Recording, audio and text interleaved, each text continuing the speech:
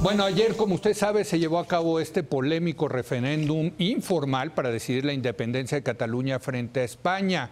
Fue convocado por el presidente de la Generalitat, Carles Puigdemont, y terminó realmente en un caos cuando la policía española irrumpió para evitar que se llevara a cabo la votación. Hay muchos temas que analizar con este tema de la independencia de Cataluña.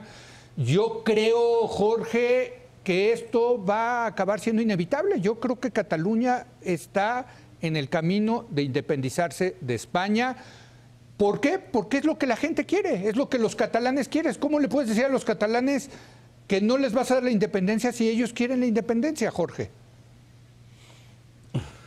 Bueno, en primer lugar, León, no está tan claro que eso sea lo que ellos quieren, porque la gente que votó ayer votó de manera aplastante, desde luego, a favor de la independencia, 92%, pero solo votó más o menos la mitad de la gente, sí, porque los que estaban en contra de la independencia también estaban en contra del principio mismo del referéndum, porque en efecto ni el Estatut ni la Constitución española lo prevén. Bueno, entonces, pero supongamos que un número suficiente de catalanes sí quieren la independencia. Sí.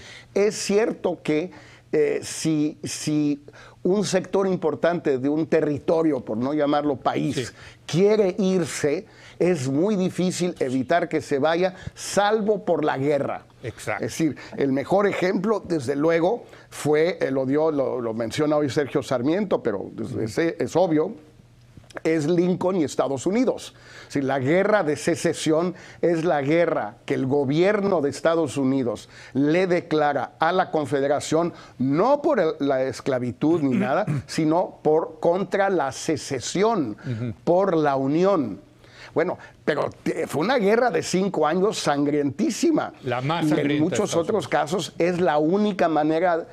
La más sangrienta es la única manera de evitarlo. Bueno, México le declaró la guerra a Texas, igual se fueron porque perdimos, pero en fin, es muy difícil si no vas a la guerra.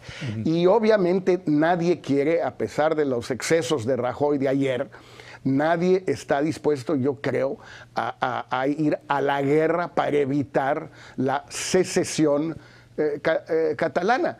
Entonces, pues la verdad, no veo yo cómo se pueda evitar a largo plazo, aunque los sentimientos en muchas partes del mundo han cambiado. El caso más conocido es el de Quebec, en Canadá, donde llegó a haber un momento en que parecía que había un sentimiento mayoritario a favor de la independencia de Quebec. Eso ya desapareció, sigue habiendo un partido independentista, pero ya el sentimiento no es independentista de manera mayoritaria. Bueno, es que yo lo que no entiendo es por qué no hicieron un referéndum como en Escocia, Javier, que lo hicieron bien. Y los escoceses dijeron, no, queremos seguir perteneciendo por lo pronto al Reino Unido de la Gran Bretaña e Irlanda del Norte. Pero el argumento... Aquí y se lanzaron ellos a hacer su referéndum, pero pues me recordó un poco a las consultas de López Obrador, o sea... No, es una cosa mucho más seria. Yo bueno, creo. Sí. A ver, aquí el problema, desde el punto de vista del gobierno de Madrid, es que la Constitución no lo permite,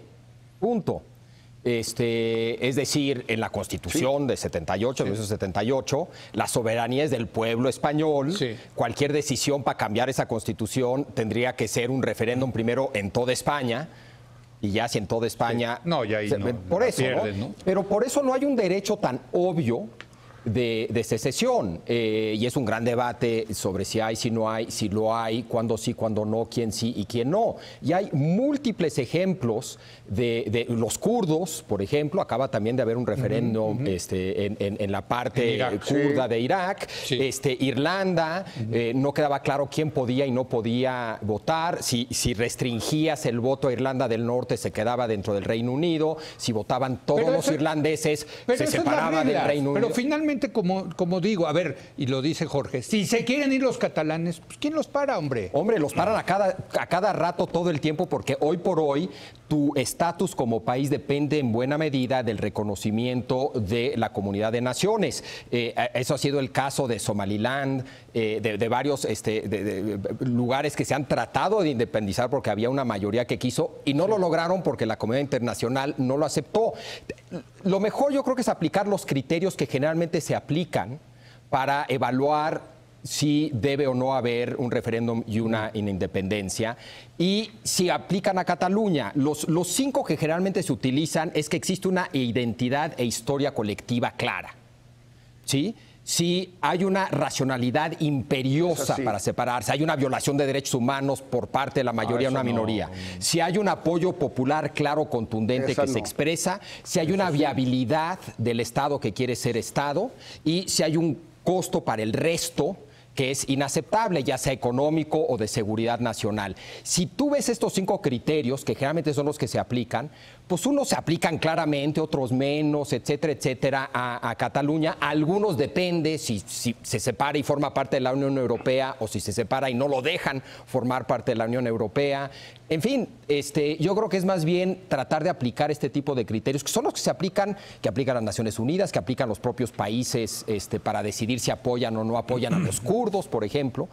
Sería cuestión de aplicarlos y analizarlos. Mira, a mí me parece que la jornada de ayer fue una victoria mediática, política e incluso moral para los independentistas. Para el independentismo catalán. Tristemente, porque la verdad es que me parece que pone a Cataluña mucho más en el camino de la separación y con todos los conflictos que eso implique, pero me parece que ese es el mal camino para Cataluña. Cataluña y España juntas en el seno de la Unión Europea han vivido en los últimos años con mucho la mejor época de su historia, la época más próspera, más democrática, más equilibrada, en todos los sentidos. Por cierto, ha sido la época también en que las comunidades nacionales españolas han tenido más prerrogativas, más libertad, más autonomía efectiva en muchos aspectos. Entonces, me parece que la deriva que lleva el asunto es muy malo para Cataluña y es muy malo para España. Ahora, es evidente que la Constitución española ya no alcanza para arbitrar, mucho menos hecho con el cuchillo de golpear, mandar a la policía, de cortar cebolla que lo hace Mariano Rajoy. Sí.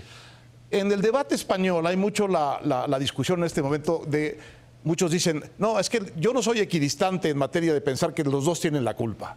El país toma una posición muy fuerte, digamos, echándole la culpa un poco al aventurerismo efectivo de los dirigentes de Cataluña, y ahí están. Y al PP. Y es probable que los dirigentes catalanes tengan la responsabilidad mayor en los últimos pasos que han dado de abierto desafío a la Constitución española. Pero eso tiene cierta lógica. Si lo que tú quieres es salirte de un Estado y poner un Estado aparte, ¿por qué habrías de regirte por las reglas del Estado del que te quiere separar? Pues sí. El tema más bien es la irresponsabilidad hacia adelante. Entonces yo digo que los responsables mayores de lo que pasó ayer son desde luego Rajoy por mandar la fuerza pública, antes de eso los dirigentes catalanes por convocar y echar a la calle a estos nacionalistas catalanes que son muy genuinos, no sé si una mayoría, pero una parte muy importante y la más activa de Cataluña. Pero el responsable, digamos, histórico de esto es Mariano Rajoy y el PP. Porque este asunto de Cataluña estaba resuelto en 2006 con el Estatut que aprobaron los españoles, todos los españoles, por 73%. Y el PP se fue oponiendo y llevándolo a controversia constitucional hasta que lo ganó en 2010. Y de 2010 para acá, Rajoy, siendo jefe de gobierno, no ha hecho más que aplicar la ley con el cuchillo del cebollero. Y eso es lo que produjo ayer este triunfo, yo creo, mediático, político y moral de la causa. Yo creo que van hacia allá, hacia el independentismo. Y en una cosa que yo siempre he dicho medio esquizofrénica de quiero ser independiente, pero quiero ser europeo. O sea, es que... ¿Pero por qué es esquizofrénico eso? No necesariamente. Es una parte nacionalista, pero también cosmopolita, ¿no? O sea, lo que no quiero es ser español, pero sí quiero ser europeo. Bueno, pues muy legítimo. Sí, no, totalmente. Yo lo veo... Bueno, pues mira, hay Sí, hay Jorge. varios países de la Unión Europea, de los 28, o 29 o 28, más pequeños y menos prósperos que Cataluña, que lo sería Cataluña. Entonces tendría una cierta lógica que Cataluña pasara a formar parte de la Unión Europea. El problema es que puede ser el cuento de nunca acabar, porque luego sigue el País Vasco, Los vascos. y luego sigue Flandes, y luego sigue Escocia, y varios más. Hay tendencias secesionistas en el norte de Italia, muy fuertes en varios países de Europa. Entonces, no es un asunto sencillo. A mí lo que se me ha ocurrido, pero pues yo sé que es casi imposible, un poco siguiendo lo que dice Héctor, si la Constitución no alcanza, pues ¿por qué no les ayuda la Unión Europea, la Comisión Europea, primero a mediar? Porque parece muy difícil a estas alturas que entre Puigdemont y Rajoy se entiendan, que la Comisión Europea sea intermediaria, trate de negociar y busque una solución finalmente jurídica, porque el problema jurídico es muy viejo, se remonta en realidad a la descolonización en muchos países del mundo, de África y de Asia sobre todo, en los años 50 y 60. ¿Quién vota? ¿Quién participa en el referéndum sobre la independencia de Argelia? ¿Los que viven en Argelia o todos los franceses? Así es. El Sahara Occidental, los que viven en el Sahara Occidental o todo Marruecos, etcétera, etcétera. Bueno, esto es un problema muy serio, no tiene solución evidente, pero es un problema al final del día jurídico-técnico de buscar la forma en que todos estén de acuerdo en que debe decidirse el tema. Ese es el gran reto, y me da a mí la impresión que la única manera de enfrentar este reto es desde Bruselas, no desde Madrid ni desde Barcelona. ¿Saben que también resulta interesante que mientras el nacionalismo catalán fue creciendo, la verdad, el nacionalismo vasco fue cada vez menguando en su parte más radical, hay que decirlo? Pero va a renacer en esta ola. Es que todo el mundo dice después de Cataluña va el País Vasco, ¿no? Entonces, Sí. yo creo... Perdón. Sí, Javier. No, y hay un nacionalismo español aquí también. Ah, no, que quede claro. Oye, lo vimos ayer en el partido del Real Madrid, por cierto. Yo no veo a la Ese es Unión muy buen Europea punto, Ese es muy buen mediando, punto. Sí. porque la Unión Europea, los países de la Unión Europea no le quieren dar entrada a las posibilidades de que cachos de países se separen. No quieren. Sí. No quieren. Inglaterra, España van a boicotear cualquier proyecto de mediación, y los franceses no se quieren meter en ese lío. Pero ¿y entonces dónde va a acabar esto? Esa es la gran pregunta, ¿no? Bueno, O sea, en lo que va a acabar es que los españoles tienen, con ayuda de Bruselas o sin la ayuda de Bruselas, que encontrar una solución a esto, y recordar que ya la tenían.